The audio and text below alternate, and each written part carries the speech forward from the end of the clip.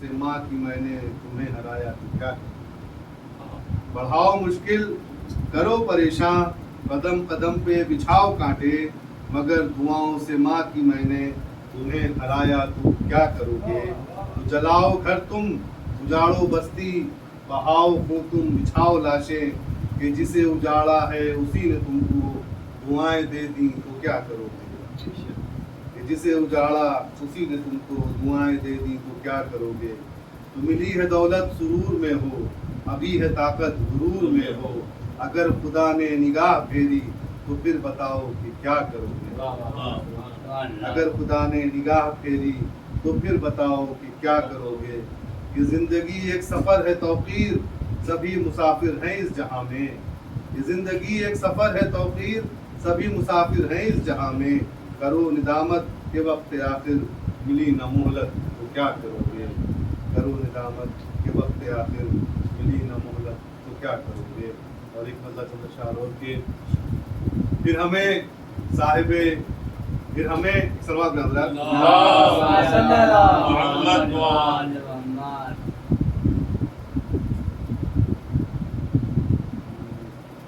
اللہم صلی علی محمد خلق جو شے کی محبت کے لیے ہوتے ہیں خلق جو شے کی محبت کے لیے ہوتے ہیں رہ کے دنیا میں ہی جنت کے لیے ہوتے ہیں تو فرش مجلس کا بچھایا کہ مصلی بچھے کام یہ دونوں عبادت کے لیے ہوتے ہیں فرش مجلس کا بچھے یا کہ مصلی بچھے کام یہ دونوں عبادت کے لیے ہوتے ہیں تو قتل مسجد میں کرو ہم کو یا میدانوں میں قتل مسجد میں کرو ہم کو یا میدانوں میں خلق ہم لوگ شہادت کے لیے ہوتے ہیں خلق ہم لوگ شہادت کے لیے ہوتے ہیں دشمن حیدر کرار پہ بھیجو لعنت دشمن حیدر کرار پہ بھیجو لعنت یہ زمانے میں ہی لعنت کے لیے ہوتے ہیں تو عصر کے وقت یہ سرور نے کہا مقتل میں عصر کے وقت یہ سرور نے کہا مقتل میں قتل ہم حق کی حمایت کے لیے ہوتے ہیں تو وہ رسومان ازا ہو یا پھر خاک شفا یہ کہاں بولو تجارت کے لیے ہوتے ہیں یہ کہاں بولو تجارت کے لیے ہوتے ہیں تو خون اصغر سے وضو تیغ کے نیچے سجدہ یہ ادا رکن شریعت کے لیے ہوتے ہیں یہ ادا رکن شریعت کے لیے ہوتے ہیں تو روح زہرا یہ صدا دیتی ہے شارب ہم کو کیا اذا خانے سیاست کے لیے ہوتے ہیں سلوات میں حضرت اللہم صلی علی محمد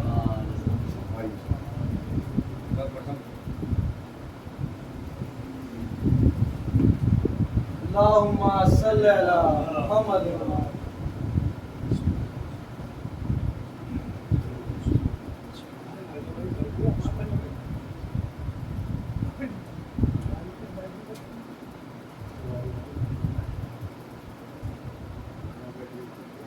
رحم اللہ من قرأ سورة الفاتحہ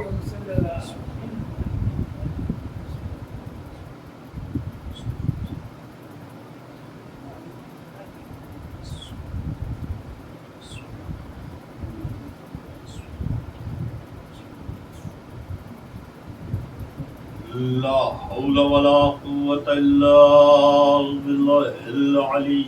العظيم حسبنا الله نعم الوكيل نعم المولى ونعم النصير أعوذ بالله من الشيطان الرجيم بسم الله الرحمن الرحيم الحمد لله رب العالمين والصلاة والسلام على أشرف الأنبياء والمرسلين سيدنا ونبينا وشفيع ذنوبنا وحبيب قلوبنا وطبيب نفوسنا ومولانا ومولى الكونين جد الحسن والحسين بالقاسم محمد وعلى الطيبين الطاهرين المعصومين المظلومين ولعنة الله ولا آدائهم أجمعين من ليلنا هذا إلى يوم الدين أما بعد فقد قال الله سبحانه تبارك وتعالى في كتابه المبين وهو أصدق الصادقين وقوله الحق بسم الله الرحمن الرحيم ولا تلبسوا الحق بالباطل وتكتموا الحق وانتم تعلمون صلوات محمد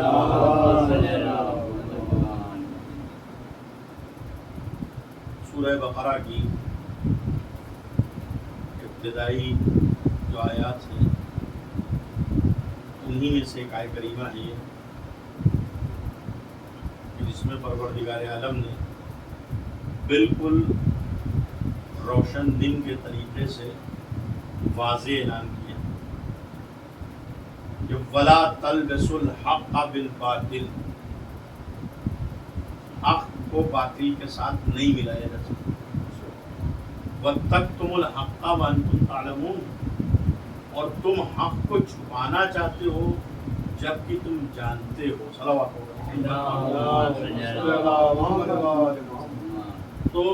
جو کہا جائے کہ طریقے سے اللہ نے اس کلام میں اور اس کہا جائے کہ آیت میں حق کی بات کہی، پہلے جو رخ میں اس کو پیش کیا، اس کا جو پہلا رخ ہے وہ یہ ہے کہ حق باطل کے ساتھ کبھی مل نہیں سکتا۔ تو یہ تو ظاہر سی بات ہے کہ حق جو ہے وہ ہمیشہ حق ہوتا ہے، باطل ہمیشہ باطل۔ ہو سکتا ہے کہ کچھ دیر کے لیے کسی وجہ سے اسباب ایسے ہوں، حالات ایسے ہوں کہ وہ انسان جو ہے وہ دھوکہ کھا جائے یا باطل جو ہے وہ صحیح نظر آنے لگے، مگر حقیقت تو حقیقت ہی رہتی ہے اور جو بناوٹ ہے وہ بناوٹ ہی رہتی ہے۔ کہ وہی والا جو جس طرح ہے کہ خوشبو آ نہیں سکتی کبھی کاغذ کے پھولوں سے، تو جو چیز باطل ہے وہ باطل ہے، جو حق ہے وہ حق۔ تو یہ تو اعلان پروردگار عالم نے بالکل واضح کر دیا کہ حق اور باطل ایک ساتھ نہیں ہو سکتے، یعنی یا حق کو تسلیم کرنا ہوگا آپ کو یا باطل کو، دو ناؤں کی سواری جو ہے وہ نہیں ہو سکتی۔ صلوات محمد، حق حق رہے گا، باطل باطل رہے گا، اور کوئی رواداری اس میں کام نہیں آتی کہ ہم حق کے بھی ساتھ رہیں اور باطل کے بھی ساتھ، ناممکنات میں سے۔ دوسری بات جو اللہ نے کہی ہے وہ اس میں یہ ہے کہ تَكْتُمُونَ الْحَقَّ وَأَنْتُمْ تَعْلَمُونَ، یعنی تم حق کو چھپانے کی کوشش کر رہے ہو جبکہ تم جانتے ہو۔ تو پہلی والی صورت میں اللہ نے جب واضح کر دیا کہ حق اور باطل الگ الگ ہیں، حق اور باطل ایک ساتھ جمع نہیں ہو سکتے، حق کے ساتھ باطل کو ملایا نہیں جا سکتا، تو یہاں پر تو وہ والی گنجائش ہے جو میں نے ابھی آپ کے سامنے کہا کہ ہو سکتا ہے کہ کبھی باطل جو ہے وہ حق پہ تھوڑی دیر کے لیے غالب آ جائے، تو وہاں پر اس صورت میں ہو سکتا ہے کہ جہاں انسان کو علم نہ ہو، وہ سمجھ نہ پائے، اس کو معلوم نہ ہو، لیکن جہاں حق عیاں ہو اور معلوم ہو اور اس کے بعد اسے چھپانے کی کوشش کی جائے تو پھر یہ ممکن ہی نہیں ہے۔ اور اللہ نے اسی لیے بعد والے فقرے میں یہ کہا ہے کہ تم حق کو چھپانے کی کوشش کرو جبکہ تم جانتے ہو، یعنی اللہ نے پہلے ہی بتا دیا کہ حق و باطل نہیں مل سکتے اور تم حق کو چھپانا چاہتے ہو، تو اس کا مقصد یہ ہے کہ اللہ نے حقائق کو اس طریقے سے ظاہر کیا ہے کہ انسان اگر اس کو چھپانے کی بھی کوشش کرے گا تو وہ چھپا نہیں سکتا ہے۔ صلوات اور اسی قرآن میں یعنی کتاب جس کو ہم کہتے ہیں کہ وہ حقائق موجود ہیں، اللہ نے وہ حقائق اسی قرآن۔ اب بہت سی چیزیں کہ جس میں انسان نہیں سمجھتا تھا کہ کیا ہے مسئلہ، کہ میں بات اپنے بھائیوں کے لیے اور بچوں کے لیے کر رہا ہوں، بزرگوں سے معذرت کے ساتھ، کہ مثلاً کسی کو یہ نہیں پتا ہے کہ کون حق پہ تھا کون باطل پہ تھا، معاذ اللہ سے، تو اب ظاہر سی بات ہے کہ امام حسین علیہ السلام حق پہ تھے، میں وہ جملہ نہیں کہوں گا تو آگے گا۔ اب یہاں پر یہ مسئلہ ہے کہ انسان کو پتا کیسے نہیں ہے، بھائی جب سارے حقائق ساری چیزیں بالکل روشن دن کے طریقے سے عیاں ہیں تو اس میں کیسے نہیں معلوم ہے؟ اب جب اللہ نے ہر چیز کو بالکل عیاں کر دیا ہے، واضح کر دیا ہے، تب پھر قرآن سے کیسے چھپایا جا سکتا ہے کتاب اس کو کیسے چھپائے؟ اسی لیے میں کہتا ہوں اپنے بھائیوں سے، اپنے نوجوانوں سے بار بار معذرت کے ساتھ کہ قرآن کو سمجھنے کی صلاحیت پیدا کرو، پڑھنے کی نہیں۔ پڑھنا تو سب کو آتا ہے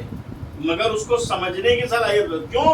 اس لیے کہ اللہ نے اسی قرآن مجید میں محمد و آل محمد کے فضائل اتنے بے شمار رکھے ہیں ارباب عطا کہ ساری دنیا مل کے بھی کوشش کرے مگر اس کو چھپا نہیں سکتی ہے۔ صلوات محمد وآل محمد۔ لیکن سب سے پہلی صورت میں ہمیں تو خود پتہ ہونا چاہیے۔ جب ہمیں معلوم ہی نہیں ہوگا تو ہم کیا پیش کریں گے؟ ہم آیت پڑھتے رہیں گے بسم اللہ الرحمن الرحیم، ہم آیت پڑھتے رہیں گے الحمدللہ رب العالمین، ہم آیت پڑھتے رہیں گے ایاک نعبد و ایاک نستعین، ہم آیت پڑھتے رہیں گے یا ایھا الرسول بلغ ما انزل الیک من ربک۔ تو ہمیں بھی تو معلومات ہونا چاہیے، ہمیں خود پہلے بتاؤ کہ اللہ نے اس میں کیا فرمایا ہے، کیا ہے، تب ہمارے باب عزت دوسرے کے سامنے چیز ہوگی۔ تو ہمیں اس بات کے لیے کوشش کرنا ہوگی، اور کوئی بہت بڑی بات نہیں ہے۔ کیوں؟ کیونکہ جب آج کے دور میں ہم اپنے بچوں کو اتنے سخت موضوعات کی تعلیم دلا سکتے ہیں تو پھر قرآن سمجھنے کے لیے کون سا مشکل مرحلہ ہے؟ بہت بیسک سی تعلیم ہمیں عربی کی اس میں چاہیے ہے، اور اس کے بعد سمجھنے۔ میں یہ نہیں کہتا ہوں کہ سب جو ہے وہ بالکل عربی داں ہو جائیں اور گرامر پڑھنے لگے، عربی نہیں،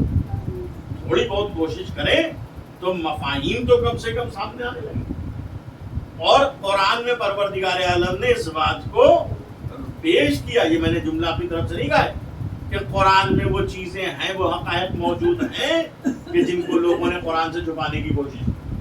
سورہ مائدہ کی ایک آیت ہے، بہت مشہور آیت ہے، بزرگ یہاں بیٹھے میں نہ جانے کتنی ہزاروں مجلسیں سنی ہوں گی شاید، کہ اللہ کہتا ہے کہ لقد جاءکم رسولنا یبین لکم کثیرا مما کنتم تخفون من الکتاب ویعفو عن کثیر قد جاءکم من اللہ نور وکتاب مبین۔ اللہ کہہ رہا ہے کہ اس کی طرف سے تمہاری جانب اس کا رسول آیا، آ چکا۔ اللہ کہہ رہا ہے قرآن میں اللہ کی طرف سے، اس کی جانب سے، اللہ کی جانب سے تمہاری طرف اللہ کا رسول آیا ہے۔ کیوں آیا ہے؟ یبین لکم کثیرا مما کنتم تخفون من الکتاب،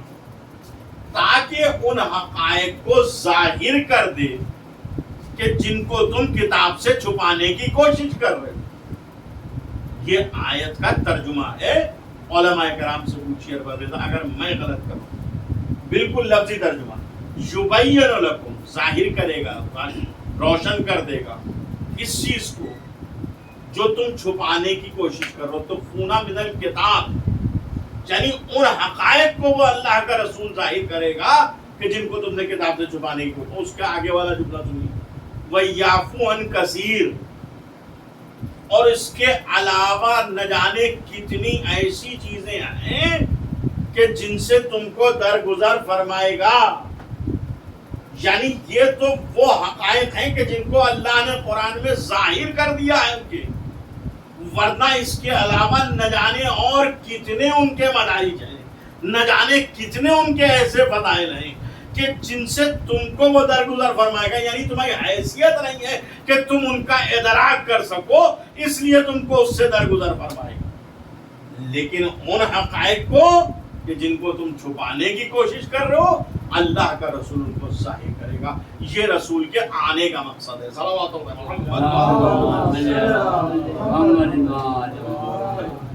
تو اب آپ بتائیے ارباب رضا کہ اس سے زیادہ اور آسان کیا ہوگا کہ جو دنیا کے سامنے،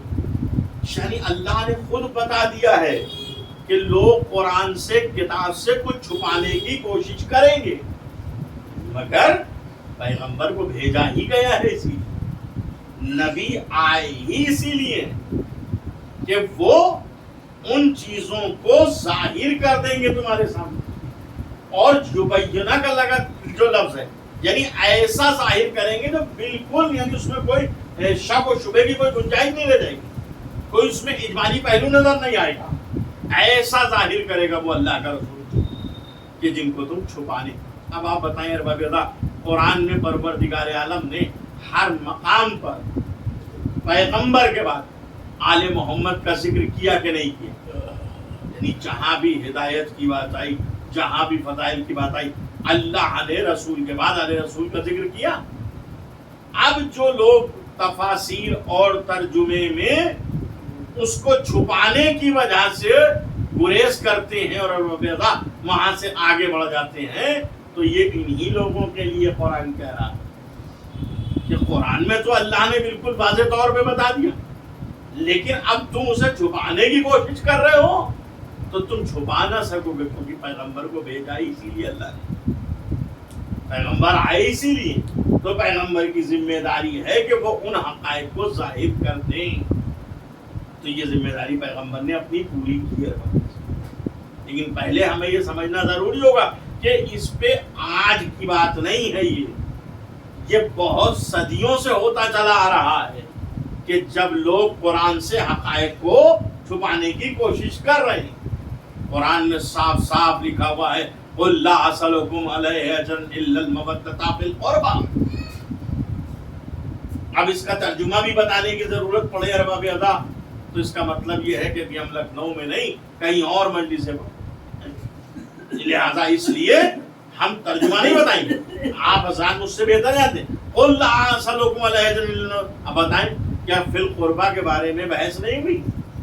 کیا اس کے بارے میں جو تفاسیر پیش کی گئی ہیں اس میں اختلاف نہیں پیدا کیا کہ جو یہ اللہ کہہ رہا ہے کہ اجر رسالت دو اور مودت کرو، محبت کرو، تو یہ کون ہے قرابت؟ یہی ارباب اعضا چھپایا جا رہا ہے، اسی میں اختلاف پیدا کیے جا رہے ہیں، اسی میں لوگ جو ہیں وہ ایسی باتیں پیش کرتے ہیں کہ انسان مشکوک ہو کے رہ جائے،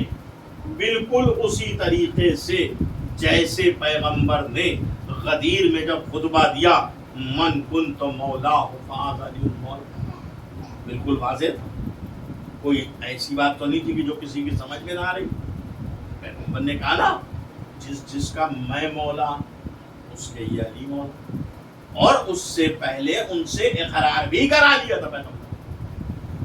کہ میں تمہاری جان پر تمہارے مال پہ کیا تم سے زیادہ حق کے تصرف نہیں رکھتا ہوں؟ سب نے کہا بلا یا رسول اللہ، بے شک آپ ہماری جان اور ہمارے مال کے سب کے مالک ہیں۔ تب پیغمبر نے کہا کہ من کنت مولا فہذا علی المولا، جس کا میں مولا ہوں اس کے یہ علی مولا۔ آپ انصاف سے بتائیے کیا اس کے باوجود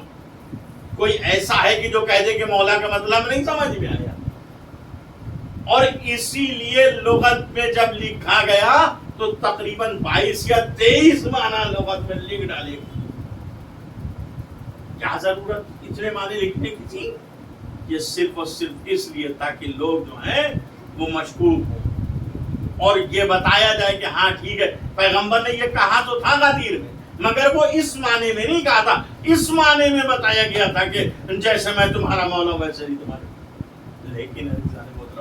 اللہ کے منصوبے کو، اس کے ارادے کو کسی کی کیا حیثیت ہے کہ جو کوئی سمجھ پائے گا؟ اسی لیے پروردگار عالم نے پہلے ہی وہ نظام بنا رکھا تھا، اور حارث بن نعمان فہری اسی لیے سامنے آیا تھا، اس نے یہ جملہ بھی کہا تھا کہ یا رسول اللہ ابھی تک تو ہم آپ کی اطاعت کر رہے تھے، اب آپ یہ چاہتے ہیں کہ ہم آپ کے بعد آپ کے بھائی علی کی اطاعت کریں؟ تو حارث نے تو اسی ٹائم فیصلہ کر کے بتا دیا، اسی وقت بتا دیا کہ 22 نہیں 22,000 معنی لکھ دیا جائے، مگر یہ سمجھ لو کہ علی کو حاکم کے معنی میں مولا بنایا جا رہا ہے، تبھی تو اطاعت واجب ہو رہی ہے۔ صلوات محمد، اس کو یہ کہنے کی کیا ضرورت؟ یعنی وہ بتا رہا تھا کہ جو یہ مولا بنایا گیا ہے یہ حاکم کے معنی میں ہے اور ہمارے اوپر ان کی اطاعت لازم ہے۔ اب دنیا کچھ بھی کہتی لیکن وہ یہ نہیں تھا اور وہ تھا اور یہ مفہوم تھا، تو ارباب اعضا ایسے تو دنیا لاکھ کچھ کہتی، لیکن ہم تو جانتے ہیں کہ مولا پیغمبر کہہ رہے ہیں کہ ہم تمہاری جان اور تمہارے مال پہ تم سے زیادہ کر دو، اس کے بعد بھی ارباب اعضا اس میں شک اور شبہ ہی نہیں۔ تو آپ یہ تو حدیث کی بات تھی نا، قرآن کا معاملہ تو اس سے زیادہ کہا جائے کہ عمیق ہے، اس سے زیادہ ڈیپ ہے، کیونکہ قرآن کی آیتیں عربی میں ہیں، حدیث بھی عربی میں ہوتی ہے، لیکن آیتوں کا معاملہ اور زیادہ عمیق ہوتا ہے۔ تو وہاں تو اور زیادہ ارباب اس میں مشکوک کر دیا جاتا ہے کہ اس سے مراد یہ نہیں ہے. مثلا میں نے ایک مثال پیش کر دی کہ اللہ کہہ رہا ہے کہ ان سے کہہ دو تم کہ ہمیں اجر رسالت نہیں چاہیے کچھ سوائے اس کے کہ تم قرابت داروں سے محبت کرو. اب ماں قربا کے معنی میں اتنے ارباب ادا وہ پیش کر دیے گئے اتنی چیزیں کہ وہ رشتہ دار فلاں ہیں اور ان کو کہا جا رہا ہے یہ اس سے مراد نہیں ہے. اب آپ انصاف سے بتائیں کہ رسول کے قرابت دار کہہ جاتے ہیں نا, رسول کے قرابت, تو رسول کے قرابت دار کس حیثیت سے؟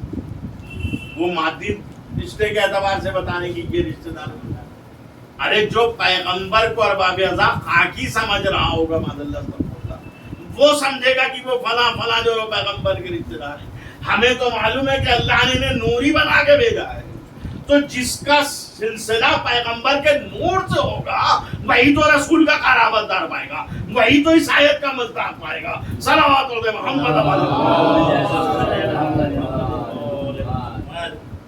پیغمبر نے تو خود بتایا تھا کہ اول ما خلق اللہ نور, اللہ نے سب سے پہلے میرے نور کو خلق کیا, اور اس کے بعد بتا دیا کہ انا علی من نور واحد, میں اور علی ایک نور کے دو حصے ہیں. تو اب اس سے زیادہ بڑھ کے اور وضاحت و تشریح کیا کہ پیغمبر کہہ رہے ہیں اللہ نے سب سے پہلے میرے نور کو خلق کیا, اور اس کے بعد وہی پیغمبر کہہ رہے ہیں کہ میں اور علی اسی نور کے دو حصے ہیں.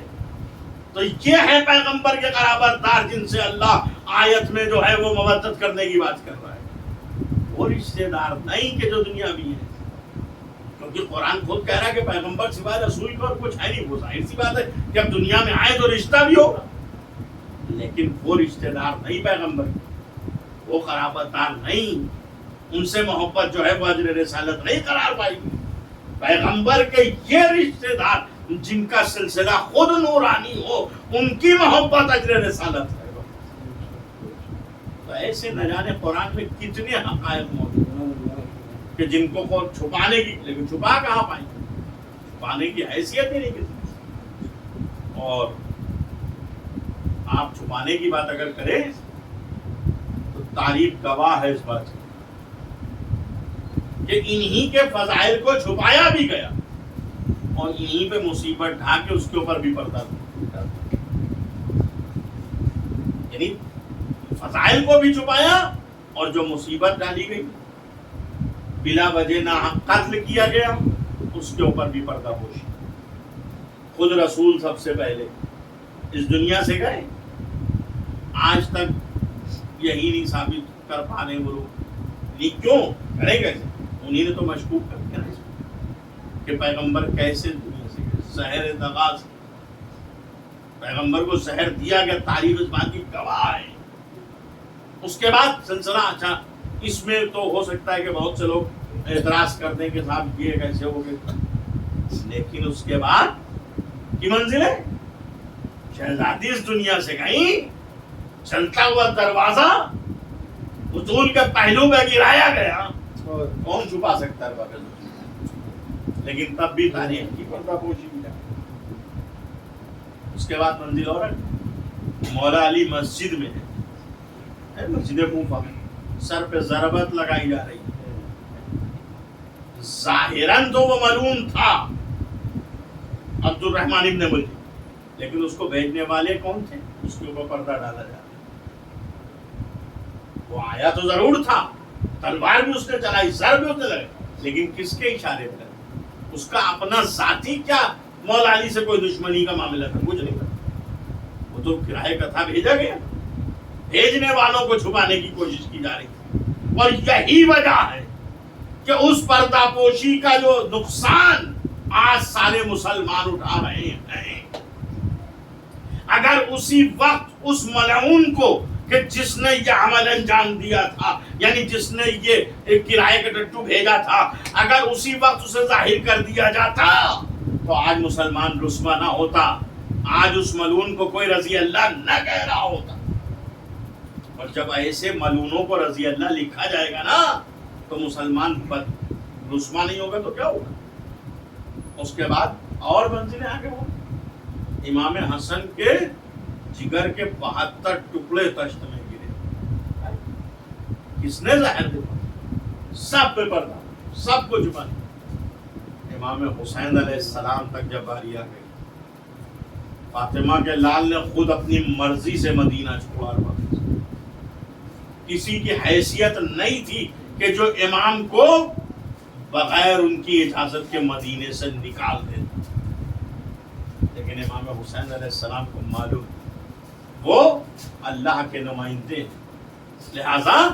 امام حسین علیہ السلام نے خود یہ فیصلہ کیا تھا کہ ہم مدینے میں نہیں رہیں گے، مدینے سے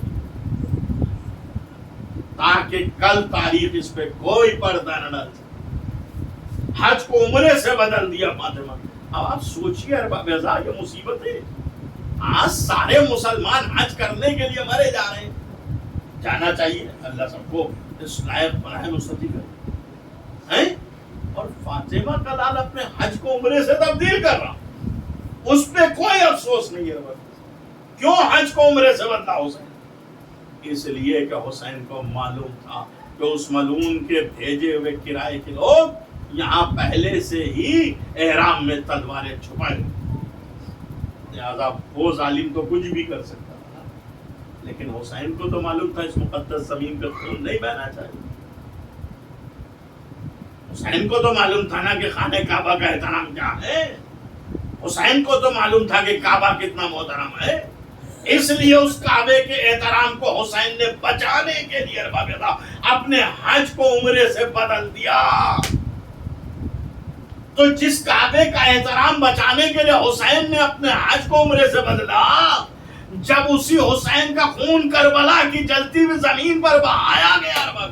تو آج یہ کیسے ممکن ہے کہ ہم حج کے لیے تو جائیں، ہم کعبے کا تو احترام کریں، مگر حسین کے روضے کی زیارت کرنے کے لیے؟ ارے جس کی وجہ سے آج کعبہ باقی ہے، جس کی وجہ سے آج کعبے کا احترام باقی ہے، اس حسین کو ہم بلا دیں، اس کو فراموش کر دیں، معاذ اللہ سے نہیں یار بابا۔ فاطمہ کے لال نے کربلا کے میدان میں اپنا بھرا گھر اسی لیے لٹایا تھا، اس زمین کا تعین بھی حسین نے خود کیا تھا، وہ تو پہلے سے ایک سب منصوبہ تھا نا۔ اور طویل گفتگو ہو جائے گی، میں پھر عرض کروں گا آپ کی خدمت۔ امام حسین علیہ السلام کو تو معلوم ہے نا، پہلے سے سب پتا ہے، اور جب زمین کربلا پر آ گئے تو بنی اسد سے 60,000 درہم میں وہ زمین حسین نے خرید لی، اور خریدنے کے بعد انہیں 3 شرطوں کے ساتھ وہ زمین ہبہ کی۔ شرائط آپ کے سامنے، لیکن میں اپنے بھائیوں کے لیے، بچوں کے لیے عرض کروں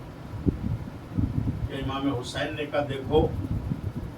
ہماری پہلی شرط یہ ہے کہ ہمارے لاشیں بے گور و کفن نہ چھوڑیں، اور ہماری دوسری شرط یہ ہے کہ جب ہمارا کوئی ظاہر آئے تو اسے نشان قبر بنا، اور تیسری شرط یہ ہے کہ اسے کم سے کم 3 دن تک مہمان عزیزان محترم۔ ایک ایک جملہ یہ کس کا تھا؟ امام حسین نے۔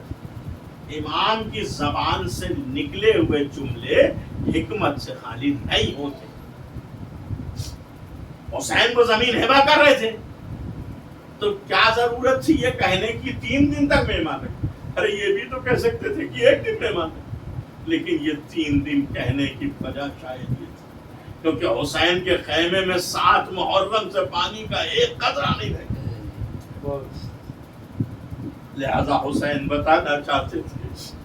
کہ جہاں پانی کا ایک قطرہ 7 محرم سے باقی نہ تھا، وہاں حسین کے بچے کتنے پیاسے تھے۔ اور اس کے بعد روایتوں میں ہے، معتبر مکاتب میں ہے، علماء بھی پڑھتے ہیں، ہم نے بھی سنا، آپ بھی سنتے ہیں، ہم بھی روایت کہ امام نے ان سے کہا جاؤ اپنی عورتوں کو بھیجو، بنی اسد کی عورتیں ہیں۔ امام حسین نے ان عورتوں سے کہا دیکھو ہمیں معلوم ہے کہ حالات بہت پرخطر ہیں، ہو سکتا ہے کہ تمہارے یہ مرد جو ہیں وہ ظالموں کے خوف سے ہمیں دفنانے نہ آئے، تو تم انہیں غیرت دلا کے کربلا میں بھیج دے تاکہ ہمارے لاشیں بے گور و کفن نہ رہ جائیں۔ عزیزان محترم کتنی تمنا ہے حسین کہ لاشیں بے گور و کفن، جس حسین نے سب کچھ منظور کر لیا تھا، ساری چیزیں آپ کے سامنے، عہد تو لے لیا گیا تھا حسین سے بچپن میں، یہ عہد طفلی ہی تو وفا کر رہے تھے، لیکن حسین کو یہ گوارا نہیں تھا کہ لاشا بے گور و کفن ہے۔ اس کے بعد کا جملہ قیامت کا کہا جاؤ اور بچوں کو بھیج، کم سن بچے آئے، امام نے ایک ایک بچے کے سر پہ دستے شفقت دے رہا اور کہا بچوں سنو، اگر تمہارے والدین ہمارے لاشوں کو دفنا نہ سکے تو تم کھیلتے ہوئے آنا اور ایک ایک مٹھی خاک ہماری لاشوں پہ ڈال دینا۔ آزاداروں جس حسین کو اتنی تمنا تھی کہ اس کا لاشا بے گوروں کا بننا رہ جائے، ارے جب 11 محرم آئی اور جو اسیروں کا قافلہ چلنے لگا،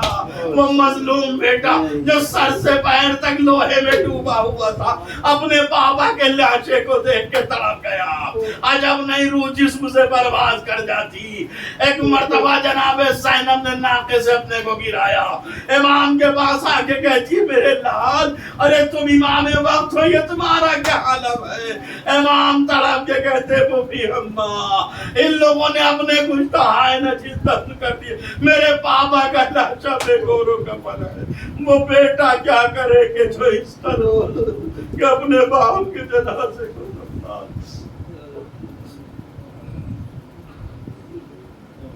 سيعلم الذين ظلموا أي منقلب ينقلبون إنا لله وإنا إليه راجعون۔ رضا بقضائه وتسليما لأمره، اور الہا ہماری سزا کو قبول فرما، جہاں جہاں شان کرار ان کی جان ہماری عزت آبرو کی حفاظت فرما، جو مقروض ان کے قرض ادا فرما، جو بیمار ان کو بیمار کربلا کی صدقے فرما۔ میرے معبود، سب سے عظیم دعا یہی ہے کہ منتقم خون حسین امام حسن علیہ السلام کے ظہور میں تعلیم کرنے اور ہمیں اس لائق بنا دے کہ شمار کر لیں۔ ربنا تقبل منا انک انت السمیع العلیم۔